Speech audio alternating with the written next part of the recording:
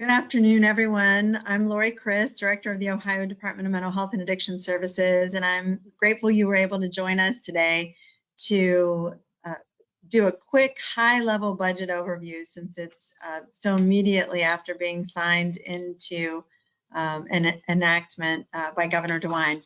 But grateful for you to be here today. Next slide, please.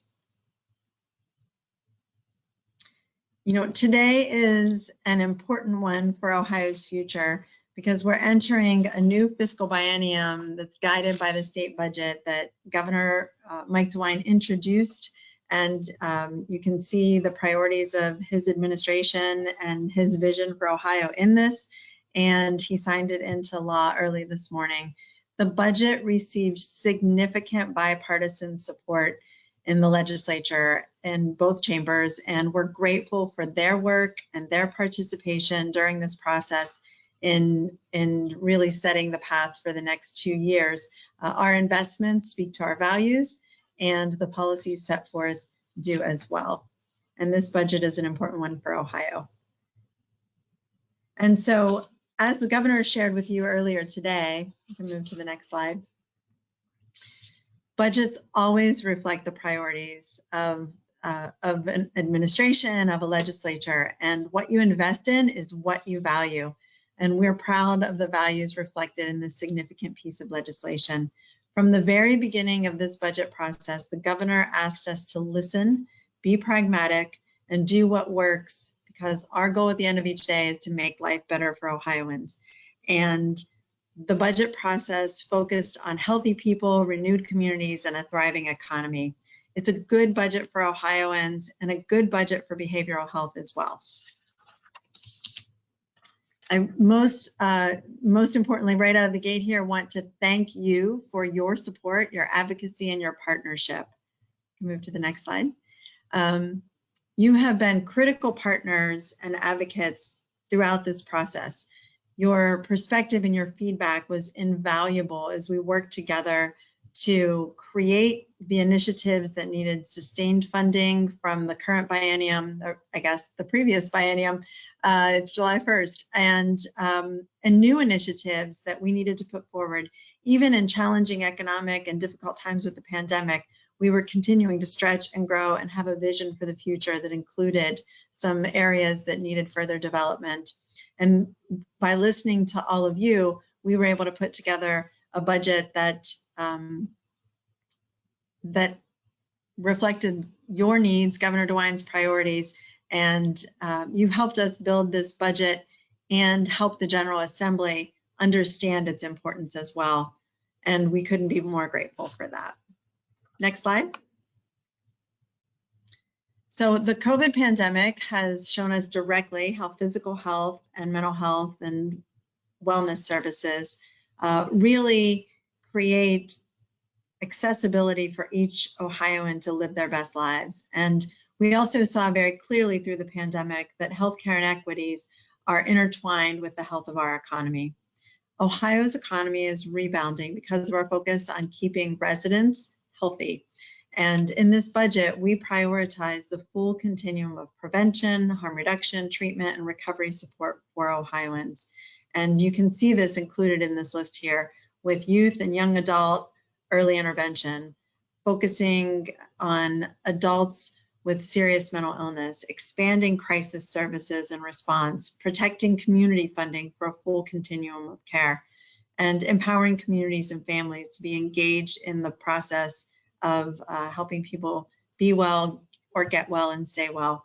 Also addressing the needs of criminal justice involved Ohioans and sustaining the regional psychiatric hospitals as a safety net. All of this work has been really incredible, and we're, have a capping it off with the continued focus on and renewed and new investments for prioritizing an equitable system of care as well. And so as we look at the total investment for our department, you can see that on the next slide. We know that as our economy continues to recover, it's crucial that we build on our momentum in prioritizing health programs. And you can see in this slide that the health and wellness of Ohioans, the mental health and wellness of Ohioans, the prevention, treatment, and recovery from mental illness and substance use disorders is top of mind, again, not just for us, but for the General Assembly as well. And we have a demonstrated commitment from a variety of sources of fundings to carry out the initiatives that we'll be walking through here today. I think as we move into the next slide, it's important to note that the budget that Governor DeWine introduced for our department and for mental health and addiction services across the continuum carried through. This is the vision that Governor Mike DeWine established with the introduction of the budget, and both the House and the Senate acknowledged the importance of the programs and services that are reflected in this budget and in the investment level as well. So we were able to sustain and grow investments for mental health and addiction services over the next 2 fiscal years and in this coming biennium. And that's a very exciting development in particularly difficult times. Next slide. So some highlights from the budget as introduced and as enacted are our commitment to youth and young adult early intervention. You will see that we are endeavoring to expand efforts to improve the ability to intervene with young people ages 10 to 25, recognizing that prevention and early intervention are part of a continuum, and that we need to do targeted and indicated work with those Ohioans who are highest risk of having a mental illness or a substance use disorder over the course of their lifetimes. 75% begin before the age of 25. So we have a wonderful opportunity early in life to really support and intervene early to prevent suffering over the course of a lifetime by something that's missed in diagnosis or misdiagnosed too. The work began this year already. We were fortunate to have some relief dollars that allowed us to start launching into this work, and we will be strengthening and growing that work over the biennium. And this work has a strong equity lens to it. So making sure that as we look at early identification and intervention opportunities, it's for every youth, every child in every community across the state of Ohio. Next slide. We're also very proud to be carrying forward some new and enhanced focus for helping to support adults with serious mental illness have a high quality of life and stability in community and outside of institutions. And you can see through the new multi-system adult collaborative work and the improved quality of environment and services in licensed residential settings that we have set our sights to make some big efforts in this space so that adults with serious mental illness and their family members and other supports have the support they need to avoid crisis, avoid unnecessary hospitalization or nursing home stays, avoid criminal justice contacts and other institutionalization so that they can live to their full potential in communities with the support and services that they need to do so. We're also expanding crisis services, and we know that responding, the work that we do before a crisis occurs really is primary focus for us, but the work that we do in responding to crisis appropriately, being visible and accessible, giving people a way to connect to care, having a response that may be mobile or a safe place to go, and then helping people leave that crisis situation into an environment where they can thrive in their recovery moving forward. These are all a critical part of Ohio's overall continuum of care. And so as you look at our expanding crisis services and some of the investments that you'll see on the next slide, you can see that we are continuing our opportunities for crisis stabilization centers and mental health, and that we've been able to coordinate those dollars in a way that makes it easier for local communities and regional partners to collaborate within these two types of crisis response or responses to different types of crisis. The crisis flex funds remain as investments available. And then we also have an investment to help support workforce development through the Center of Excellence the Child and Adolescent Behavioral Health Center of Excellence, so that we're able to support initiatives that are growing across the state and challenging our workforce needs through OhioMHAS, Family First Prevention Services, Crisis Response, and a host of other initiatives that are underway. And then also the ongoing commitment that we have in partnership we have with the Department of Developmental Disabilities for the Strong Families and Safe Communities work. Very proud to be able to continue that work through this budget as well. Next slide. The community funding protection was something that was very important to us. And so as we looked at our budget, that was something that we carried forward in messaging, and you did as well. And we want to thank you for helping us maintain the historic levels of investment in community-based addiction and mental health services, again, across the continuum: prevention, intervention, harm reduction, treatment, and recovery. That was something that was became more clearly recognized on a broad basis as a vital infrastructure for the state of Ohio. Next slide. We're also continuing to work with Recovery Ohio and other stakeholders to sustain the multimedia campaigns, the social media resources that are available through a variety of platforms to help increase people's understanding of mental health and substance use disorders, and also increase the understanding of how to access help, where to go for help, what help should look like, what quality help looks like, and to really make it more normalized and less stigmatizing or decreasing the feelings of shame associated with acknowledging that someone needs help and then seeking out that help as well. These have been a critical part of our prevention and mental health promotion activities, and we're excited to be able to continue these campaigns that have been largely developed with the input of people with lived experience across the lifespan as we've moved these forwards. We're also excited about the criminal justice initiatives and our ability to increase some investments in this space.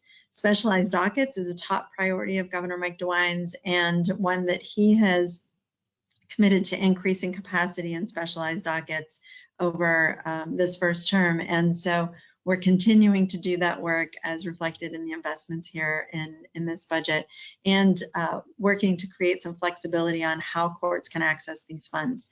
We're also grateful for the opportunity to have increased investment in psychotropic drug reimbursement programs for county jails and increased investment for forensic centers so that we're able to meet the demand and the capacity demonstrated in local communities as well.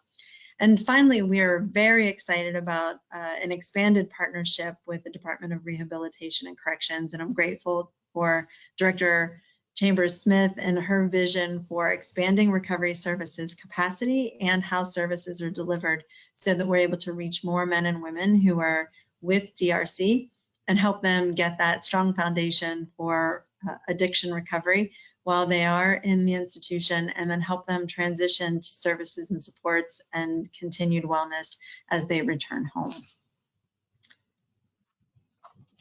And then our work around maintaining Ohio's regional psychiatric hospital network.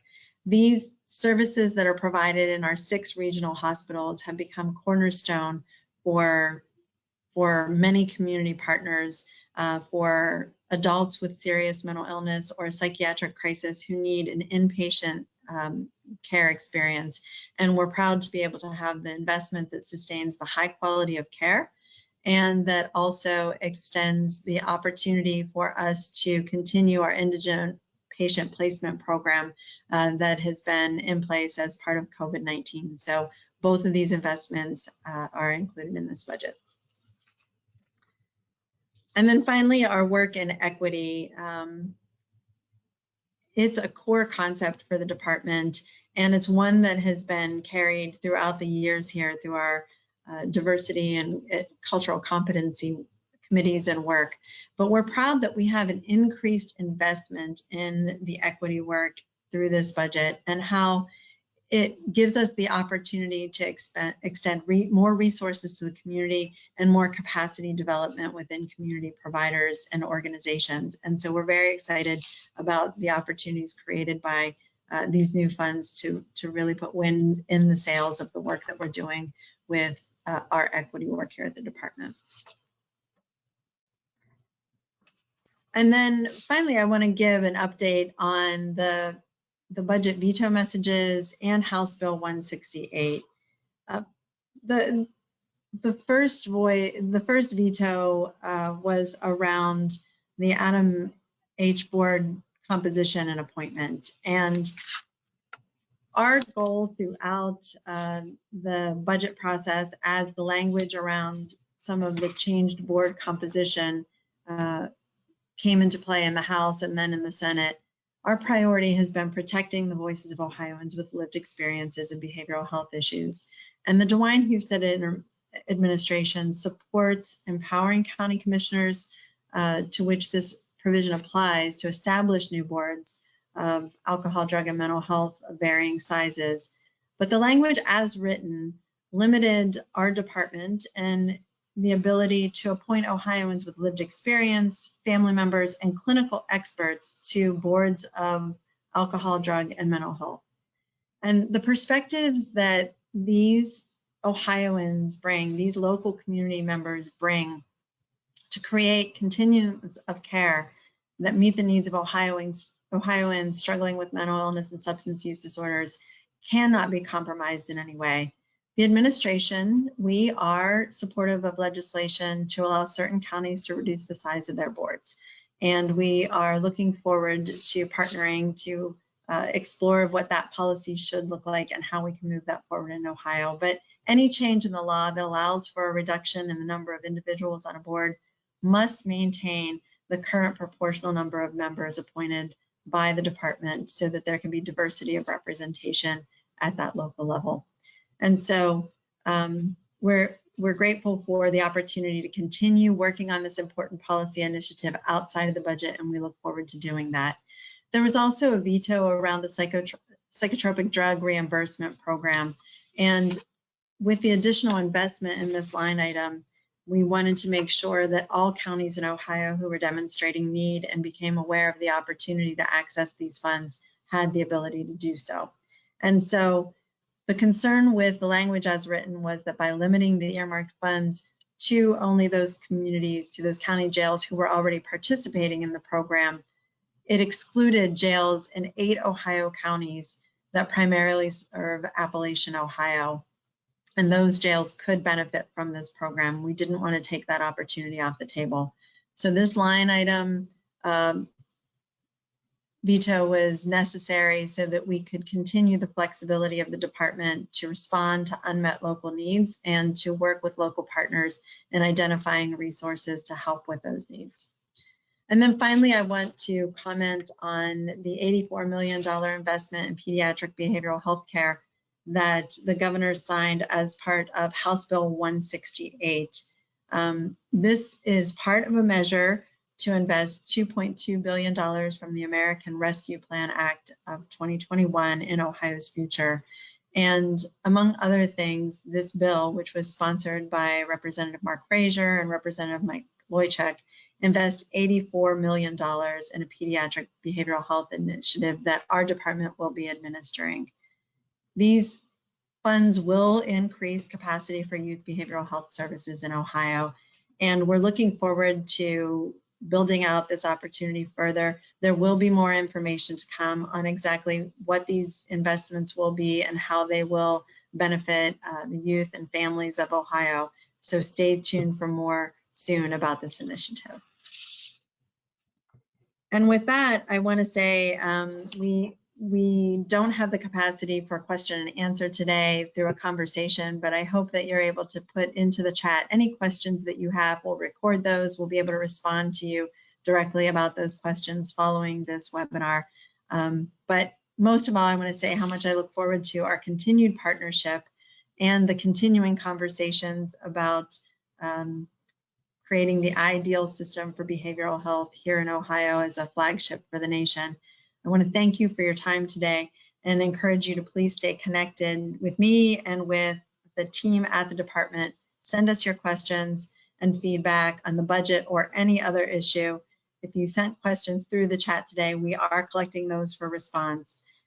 Also want to note that this presentation will be available on our website, mha.ohio.gov. So you can use that there to share internally with other partners or constituents. And if you missed the governor's press conference earlier today, it's also available on the Ohio channel. Be well.